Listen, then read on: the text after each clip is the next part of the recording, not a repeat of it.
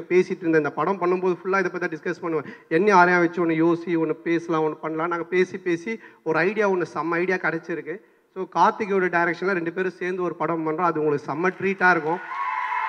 ஏன்னா பாஸ்ங்கிற பாஸ்கரன் 2 அடிக்கிற மாதிரி ஒரு விஷயமா இருக்கணும் அப்படின்னு சொல்லிட்டு தான். இன்னும் எனக்கு கீழே போட்டியா? ஆக்சுவலாக ஆர்யா வந்து எந்த ஃபினான்ஷியரை போய் பார்த்தாலும் ஃபஸ்ட்டு அவங்க வந்து என்ன தான் கேட்பாங்க, எப்படி இருக்காரு உங்கள் ஃப்ரெண்டு சந்தான் அப்படின்னுவாங்க. நான் போய் எந்த ஃபினான்ஷியரை பார்த்தாலும் ஃபஸ்ட்டு அவங்க என்கிட்ட கேட்கறது உங்கள் ஃப்ரெண்டு ஆர்யா எப்படி இருக்காங்கன்னு. இதை நிறைய பேர் என்கிட்ட கேட்டாங்க, என்னங்க நீங்களும் ஆர்யா அவ்வளோ க்ளோஸாக, உங்களை பார்த்தா அவரை கேட்குறாங்க, அவரை பார்த்தா உங்களை கேட்குறாங்க. நான் சொன்னேன் அப்படியெல்லாம் இல்லை, இந்த ஃபினான்ஷியர்ஸ் எல்லாருக்கிட்டையும் 2 பேரும் கடன் வாங்கியிருக்கோம். ஸோ இவனை பார்க்கும்போது அவன் நல்லா இருக்கானா படம் பண்ணுறானா அப்படின்னு கேட்பாங்க. என்னை பார்க்கும்போது அவன் நல்லா இருக்கானா படம் பண்ணுறானா சொல்லி கேட்பாங்க அப்படின்னு. அப்போ ஆர்யா தான் சொன்னான், மச்சான் இனி வேலைக்கு ஆகாது இந்த ஃபினான்சியர்ஸ் இதெல்லாம், நம்ம ஒன்று பண்ணலாம் அப்படின்னு கொஞ்சம் நாளைக்கு முன்னாடி சொன்னால், மச்சான் ஒரு தங்க முட்டைற வாத்து ஒன்று நான் பிடிச்சிருக்கேன், நம்ம வந்து அந்த வாத்தை வச்சு படம் பண்ணலாம் அப்படின்னா. சரி மச்சான்னு எல்லாம் பேசி முடிச்சிட்டோம். அப்போ நான் சொன்னேன், மச்சான் எப்போ மச்சான் அந்த முட்டை போடும் அந்த வாத்துன்னு பின்னாடி பார்த்துக்கிட்டே இருக்கலாம் மச்சான். நானும் அவனும் அந்த வாத்துக்கு பின்னாடி கை வச்சு பார்த்துக்கினே இருக்கிறோம். கொஞ்ச நேரம் கழிச்சு எங்களுக்கு பின்னாடி பிளட் வந்துன்னு இருக்கு. அப்புறம் தான் நான் சொன்னேன், மச்சான் அந்த வாத்து நம்மகிட்ட இருந்து முட்டையை எடுத்துன்னு இருக்கு மச்சான் அப்படின்னு. ஆமாண்டா இது தெரியாம. ஸோ இப்போ நிறைய பேருக்கு ஒரு கண்டென்ட் கிடச்சிருக்கு, யார் அந்த வாத்துன்னு ஒரு தம்ப்நெயில், அது நீங்களே கண்டுபிடிச்சிக்கிங்க. ஸோ வந்திருக்க அனைவருக்கும் வணக்கம். ஸ்பெஷலாக சந்தானம் சார் ஃபேன்ஸுக்கு வணக்கம். ஏன்னா உங்களை பற்றி நான் சொல்லிடுறேன். ஏன்னா உண்மையிலே வந்து அவர் உங்களை ரொம்ப நேசிக்கிறாரு, ரொம்ப நிறைய மரியாதை வச்சுருக்காரு. ஏன்னா வந்து என்கிட்ட சொல்லுவார், நல்ல படம் பண்ணால் மச்சான் ஃபேன்ஸ் செம்மையாக என்ஜாய் பண்ணுறாங்க, கேவலமான படம் பண்ண மச்சான் ரொம்ப திட்டுறாங்க மச்சான் அவனுங்க. ரொம்ப ஜெனுவனாக இருக்கீங்க, அதுக்கு வந்து பெரிய தேங்க்ஸ் சொல்லணும் ஆக்சுவலாக. ஏன்னா எனக்கு ஒரு சின்ன ஒரு ஃபேன் இன்சிடென்ட், பாஸ்கரன் படம் பண்ணும்போது ஆக்சுவலாக எனக்கும் சந்தானத்துக்கும் ஒரே கேரவன் தான். ஸோ நான் உட்காந்துட்டு இருந்தேன், கேரவனுக்குள்ளே போகும்போது ஒருத்தர் உட்காந்துருந்தார். சரி அப்படி பார்த்து யார் பண்ணி, இல்லை சந்தானம் சாரை பார்க்க வந்தேன் அப்படின்னு. ஓகே பாஸ் இப்போ வந்துடுவார் உட்காருங்க. சந்தானம் சார் உள்ளாங்க, யார் பண்ணி சார், நான் உங்கள் ஃபேன்ஸ் சார் அப்படின்றாரு. ஃபேன்ஸ் நான் வந்து சந்தானம் தான் பார்க்குறேன். என்னடா ஃபேனை கூப்பிட்டு உள்ளே உட்கார வச்சுருக்கேன், யாருமே இல்லை அந்த டைமில். அப்புறம் அதுவும் இல்லை, அதுக்கப்புறம் சந்தானம் சாரை பார்த்துட்டு, சந்தானம் ஒரு காமெடி ஒன்று பண்ணுங்க அப்படின்னாரு. சந்தானம் வந்து, டேய் படத்தில் தான் காமெடி பண்ண முடியும், நீ நான் சொல்லும் போதெல்லாம் நான் உன்னால் காமெடி பண்ண முடியாது போடான்னு சொல்லிட்டு. ஸோ அந்த அளவுக்கு ஒரு ஃப்ரீடமும் சரி, அந்த அளவுக்கு ஒரு அஃபெக்ஷனை அவர் கொடுத்துருந்தாரு. அதுதான் நான் சொல்ல வந்தேன்.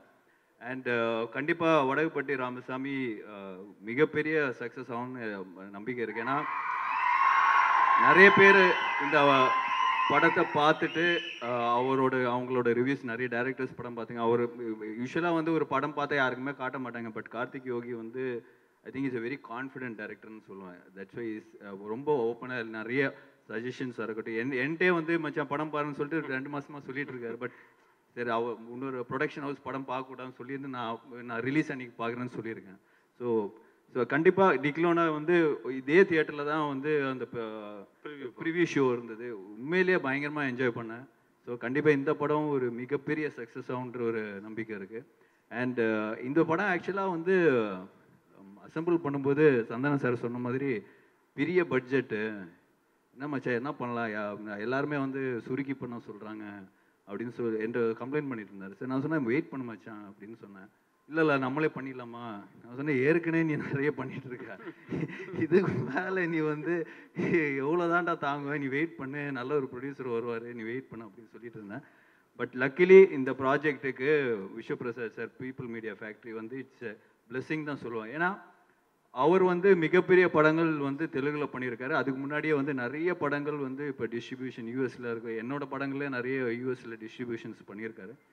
அது தாண்டி கதையை நம்பி அந்த ப்ராஜெக்டை நம்பி எடுக்கிற ஒரு ப்ரொடியூசர் தான் சொல்லுவேன். So thank you sir, thank you for coming to Tamil industry. We need producers like you. அது உண்மை. அது இல்லாமல் அவரோட சக்ஸஸ் ரேட் நீங்கள் தெலுங்கில் பார்த்தீங்கன்னா மிகப்பெரிய very high success rate. So அதுதான் அவரோட கான்ஃபிடென்ஸ் நான் சொல்லுவேன். So thank you once again sir. இந்த படம் உங்களுக்கு ஒரு பெரிய ஒரு ஹிட் ஆகும்னு நம்பிக்கை இருக்குது. All the best sir. And வேற யாரை பற்றி சொன்னால் இல்லை சொல்லிட்டாரு. ஆக்சுவலாக ஆர்யா சார் பற்றி ஒரே விஷயம் சொல்லிக்கிறேன். இந்த படத்துக்கு வந்து ஆக்சுவலாக ஆர்டிஸ்ட் ஹீரோயின் வந்து தேடி கொடுத்து ஆர்யா சார் தான்.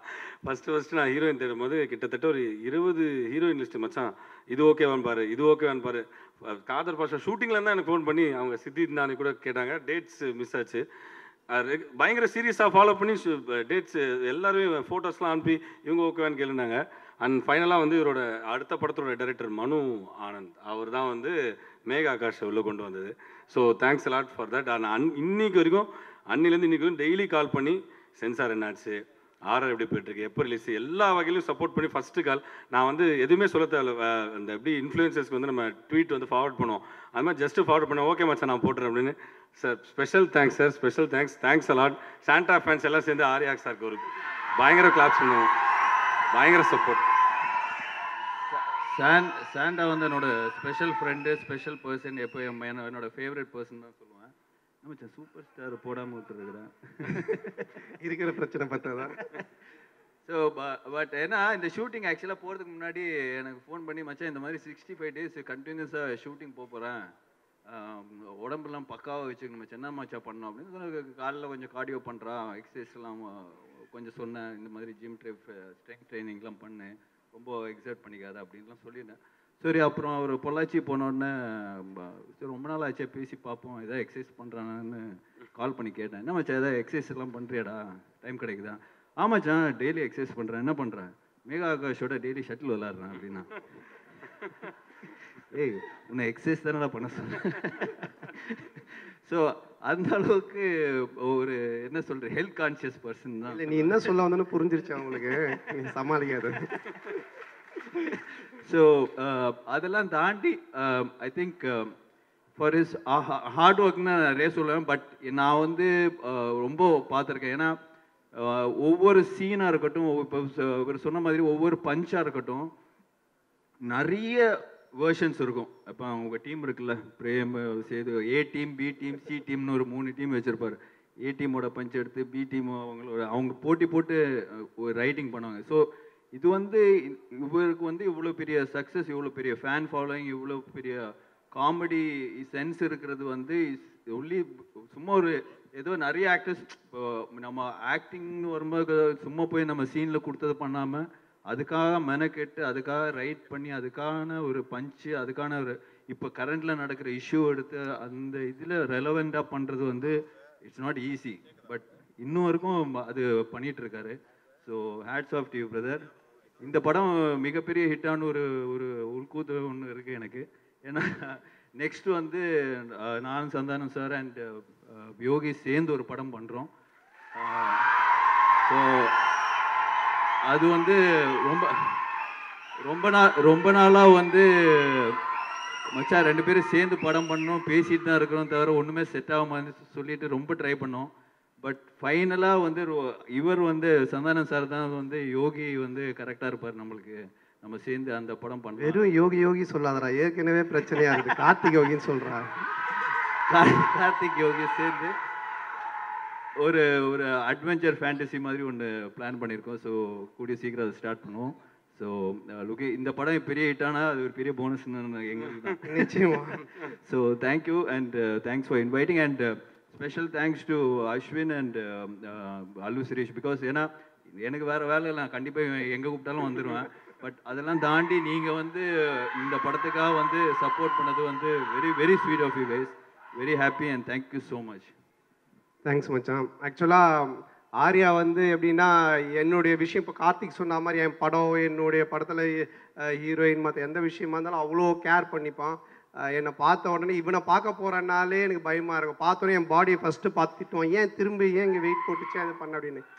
எந்த அளவுக்கு நான் ஒரு தடவை கிட்டத்தட்ட ஒரு 5-6 days முன்னாடி இருக்கும்னு நினைக்கிறேன், நியூ இயர் அன்றைக்கி ஃபோன் பண்ணேன். சரி வெளியே எங்கே போகிறது மச்சான் ஃபோன் பண்ணி அதாவது கேட்கணும், மச்சான் நான் நியூ இயர் பார்ட்டி நடா அப்படின்னு, கிளம்பி வந்துரு 8 o'clock அண்ணா நகர் வந்துரு அப்படின்னா சரி சொல்லிட்டு நானும் கிளம்பி போயிட்டேன். போனால் 8 மணிலேருந்து நைட்டு 12 மணி வரைக்கும் ஃபுட்பால் விளையாட வச்சான் கிரவுண்டில். அப்புறம் 12 மணிலேருந்து 4 மணி வரைக்கும் ஸ்விம்மிங் பண்ண வச்சான். அதுக்கப்புறம் 4 மணிலேருந்து விடிய காலைல 8 மணி வரைக்கும் சைக்கிளிங் பண்ண வச்சான். நியூ இயருக்கு ரெசல்யூஷன் எடுப்பாங்க, இதுலேருந்து நான் ஜிம்முக்கு போகிறேன்னு. நியூ இயர் அன்றைக்கே ஜிம் பண்ணுற ஒரே ஆள் நம்ம ஆர்யா மட்டும்தான். ஸோ அந்த அளவுக்கு ஒரு ஹெல்த் கான்ஷியஸ், அதே மாதிரி அக்கறை. இன்னைக்கு சினிமா இண்டஸ்ட்ரியில் இருக்க நிறைய பேர் ஹெல்த் கான்ஷியஸில் இருக்காங்க, ஜிம்முக்கு போகிறாங்க, பண்ணுறாங்கன்னா அதுக்கு முக்கிய காரணம் ஆர்யா தான். அதே மாதிரி இந்தியன் சினிமாவில் எடுத்துக்கிட்டிங்கன்னா நிறைய பேர், நிறைய ஹீரோஸ் உடம்பேற்றுறாங்க, கட்ஸ் எல்லாம் காட்டுறாங்க. ஆனால் உண்மையிலே மச்சான் அடிச்சிக்கவே முடியாது. உடம்புன்னா செதுக்கிறதுல டேரக்டர் சொல்லிட்டாருன்னா அந்த அளவுக்கு டெடிகேஷன். ஆக்சுவலாக ஆர்யா வந்து எந்த ஃபினான்ஷியரை போய் பார்த்தாலும் ஃபஸ்ட்டு அவங்க வந்து என்ன தான் கேட்பாங்க, எப்படி இருக்காரு உங்கள் ஃப்ரெண்டு சந்தான் அப்படின்னுவாங்க. நான் போய் எந்த ஃபினான்ஷியரை பார்த்தாலும் ஃபஸ்ட்டு அவங்க என்கிட்ட கேட்கறது உங்கள் ஃப்ரெண்டு ஆர்யா எப்படி இருக்காங்கன்னு. இதை நிறைய பேர் என்கிட்ட கேட்டாங்க, என்னங்க நீங்களும் ஆர்யா அவ்வளோ க்ளோஸாக, உங்களை பார்த்தா அவரை கேட்குறாங்க, அவரை பார்த்தா உங்களை கேட்குறாங்க. நான் சொன்னேன் அப்படியெல்லாம் இல்லை, இந்த ஃபினான்ஷியர்ஸ் எல்லாருக்கிட்டையும் 2 பேரும் கடன் வாங்கியிருக்கோம். ஸோ இவனை பார்க்கும்போது அவன் நல்லா இருக்கானா படம் பண்ணுறான் அப்படின்னு கேட்பாங்க. என்னை பார்க்கும்போது அவன் நல்லா இருக்கானா படம் பண்ணுறானா சொல்லி கேட்பாங்க அப்படின்னு. அப்போ ஆர்யா தான் சொன்னான், மச்சான் இனி வேலைக்கு ஆகாது இந்த ஃபினான்சியர்ஸ் இதெல்லாம், நம்ம ஒன்று பண்ணலாம் அப்படின்னு கொஞ்ச நாளைக்கு முன்னாடி சொன்னால், மச்சான் ஒரு தங்கம் முட்டைற வாத்து ஒன்று நான் பிடிச்சிருக்கேன், நம்ம வந்து அந்த வாத்தை வச்சு படம் பண்ணலாம் அப்படின்னா.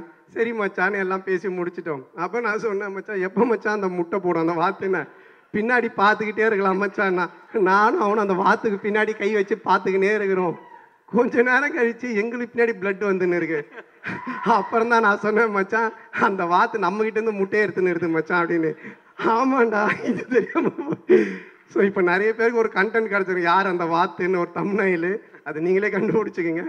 ஸோ அந்த மாதிரி இது பண்ணிவிட்டு இப்போது அதான் சொன்ன, மச்சான் போதும் ஃபினான்ஸ் வாங்கினது, நீ இந்த மாதிரி எடுத்ததை வட்டி கட்டுறதே கரெக்டாக இருக்குது அப்படின்னு சொல்லிட்டு இப்போது டிடி ரிட்டர்ன்ஸ் 2 பண்ணுறோம். ஆனந்த் பிரேம் ஆனந்தோட மச்சான் தான் பண்ணுறான் அந்த படத்தை.